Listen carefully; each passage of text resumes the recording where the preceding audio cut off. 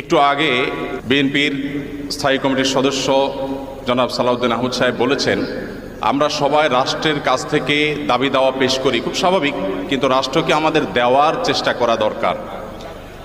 তার সাথে পরিপূর্ণভাবে সহমত পোষণ করে একটি কথা আমি বলতে চাই, সেটা হলো এদেশের 3 লক্ষ মসজিদের কমপক্ষে 6 লক্ষ ইমাম মুয়াজ্জিন রাষ্ট্রকে দেওয়ার জন্য প্রতিনিয়ত চেষ্টা করেন এবং দিয়ে যাচ্ছেন। দুর্ভাগ্যজনক বাস্তবতা, স্বাধীনতার 50 বছর পরেও ইমাম মুয়াজ্জিন এবং আলেম ওলামাদের কোনো অবদানের স্বীকৃতিটুকু রাষ্ট্র কখনো দিতে পারে নাই।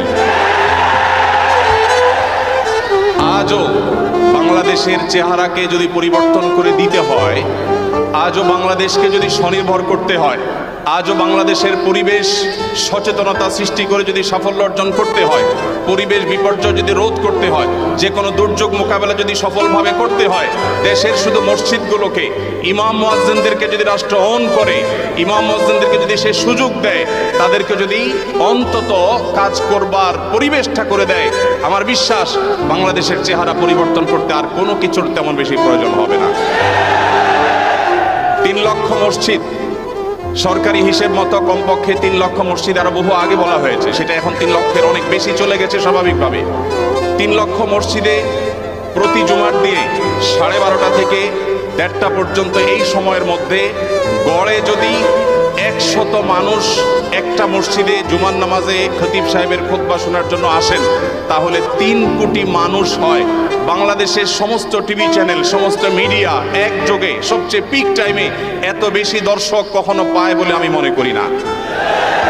এবং সারা সপ্তাহের সবচেয়ে মূল্যবান সময় বৃহস্পতিবার রাতে, শুক্রবার অফিস নেই, স্কুল কলেজ নেই, মাদ্রাসা নেই, সবাই ফ্রেশ একটা ঘুম দিয়ে, সপ্তাহের সবচেয়ে ভালো গোসলটা দিয়ে, সবচেয়ে ভালো নাস্তাটা করে, সবচেয়ে সুন্দর পোশাকটা পরে, সবচেয়ে ভালো আতর পারফিউম ব্যবহার করে, সবচেয়ে মূল্যবান সময়টা খতিব সাহেবদের সামনে গিয়ে দোজানো হয়ে বসে।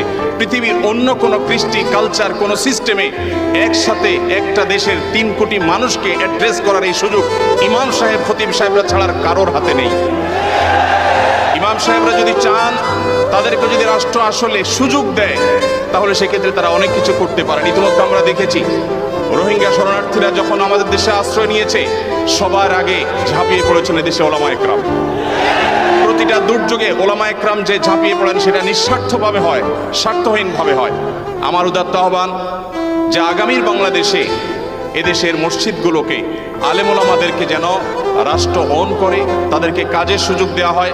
কোনো বেতন ভাতার সুবিধা দেওয়া, এটা আসলে দয়া দাক্ষিণ্যের বিষয় নয়। এদেশে